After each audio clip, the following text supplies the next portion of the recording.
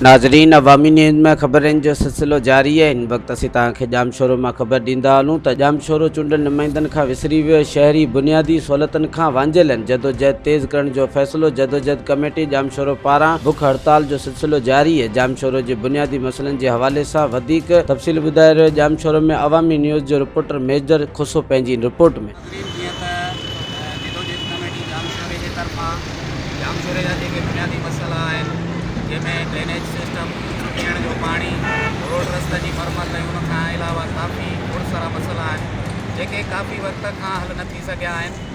जदोजहद committee जाम शोरे जे पारां अॼु हिते बुख हड़ताल कैंप क़ाइमु कई वई आहे, जंहिंमें जदोजहद कमेटी जाम शोरे जा अॻवान मौजूदु आहिनि। अचो त उन्हनि खां पुछंदासीं त संदसि उन्हनि जो छा चवणु आहे। शुक्रगुज़ार आहियूं अवामी न्यूज़ जा। जाम शोरो गुज़िरियल 50 सालनि खां ज़िंदगी जी बुनियादी सहूलियतुनि खां महरूम आहे। जिते जाम शोरो हवाउनि जो शहर, यूनिवर्सिटियुनि जो शहर, इल्मी दर्सगाहुनि जो शहर लिखियो वेंदो आहे, उते जाम शोरो गंदगी जो ढेर पियो थिए। तव्हां ॾिसो सॼो जाम शोरो, सॼे जाम शोरे में न ड्रेनेज सिस्टम आहे, न सॼे जाम शोरे में पुराणो जेको वाटर सप्लाई सिस्टम आहे उहो आहे। अॼु ताईं पाणी जो सिस्टम बहाल न थींदो आहे।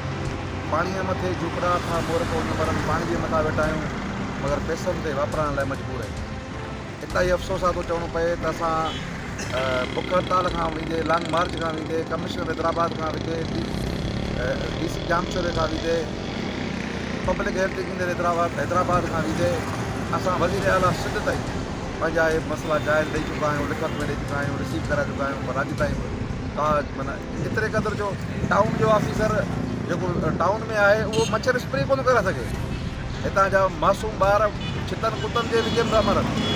माण्हू मच्छर जे ख़तरनाक मच्छर जे करे ख़तरनाक बीमारी मुब्तला आहिनि।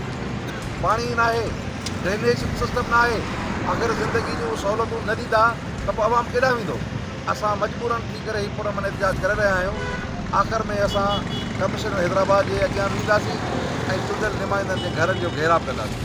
कॾहिं लॉन्ग मार्च, कॾहिं धरना, कॾहिं बुख हड़ताल, पर अफ़सोस सां चवणो पए थो ना हाली इंतज़ाम जा डिस्ट्रिक्ट इंतज़ाम जा, टाउन इंतज़ाम जा रोटी वठण लाइ तयारु न आहे। तव्हां ॾिसो हिते ॾहूं जो शहर आहे जाम शोरो, हितां सिंधू दरिया गुज़रे थो। सिंधू दरिया असांजी ज़िंदगी खे गियापो आहे, पर हितां जा माण्हू पाणी पैसनि ते भराइनि था। हिते सफ़ाई जो निज़ाम धरम बरम आहे। जाम शोरो में सॼी दुनिया जा माण्हू रहनि था। जॾहिं उहे माण्हू ॿाहिरि वेंदा, हिते गंद गिलासत मां गुज़रंदा, आख़िर उहो कहिड़ो पैगाम खणी वेंदा, उते कहिड़ो मैसेज मिलंदो त भई असां किथां थी आया आहियूं। जाम शोरे मां डॉक्टर पैदा थियनि था, इंजीनियर पैदा थियनि था। अहिड़ी तरमीम खां पोइ सिहत ऐं तालीम जेके आहिनि उहे सूबाई मसइला आहिनि। इन जे करे सिहत ऐं तालीम जा मसइला जेके आहिनि उहे सूबे खे हल करणा आहिनि। लेकिन अफ़सोस जो मक़ाम आहे त अहिड़ी तरमीम खां पोइ सूबा ख़ुदि मुख़्तियार हूंदे बि जेको आहे उहे पंहिंजा ई जेके मसइला आहिनि उहे हल न करे सघिया आहिनि।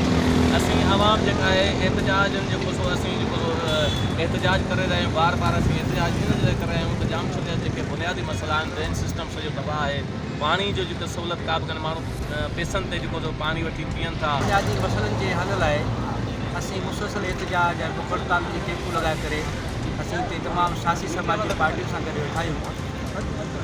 ही जाम शोरे जे चूंडियल MLA जी नाअहली जे सबबु हितां जा रोड रस्ता ऐं असां दरिया जे कप ते वेही करे असां पाणी जे क़तल लाइ सिकूं। MLA जे ख़िलाफ़ आहे। सिर्फ़ु ऐं सिर्फ़ु हिन इतिहाद ऐं हिन जदोजहद कमेटी जो मक़सदु इहो आहे त जाम शोरे जेके बुनियादी ज़रूरतूं आहिनि, जंहिंखां जाम शोरो महरूम आहे, ड्रेनेज सिस्टम बिल्कुलु जाम शोरे में न आहे, वाटर सप्लाई सिस्टम न आहे, ऐं इन जे लाइ असीं हिन इतिहाद जे प्लेटफॉर्म जे ज़रिए गुज़िश्ता 10 महीननि खां बुख हड़तालूं, मुज़ाहिरा, DC ऑफिस ताईं, CM साहब सां मुलाक़ात ताईं मुख़्तलिफ़ बुख हड़तालूं धरना हणूं पिया। उन्हनि जे हल लाइ जेका हफ़्तेवार बुख हड़ताल शुरू थी वई। अॼु गरीबाबाद जाम शोरे में ही बुख हड़ताली कैंप क़ाइमु कई वई आहे। हिते जदोजहद कमेटी जाम शोरे जा जेके अॻवान आहिनि, जंहिंमें मोहम्मद कमरानी, MP कोसो, पीरबख्श सारण, अकनवाज़ बिरामाणी, ज़वार साबित अली, मोहम्मद सलेमान भलाई, कादिर भलाई, उनखां अलावा ॿिया जेकी बि जदोजहद कमेटी जा अॻवान आहिनि हिन बुख हड़ताली कैंप ते मौजूदु आहिनि।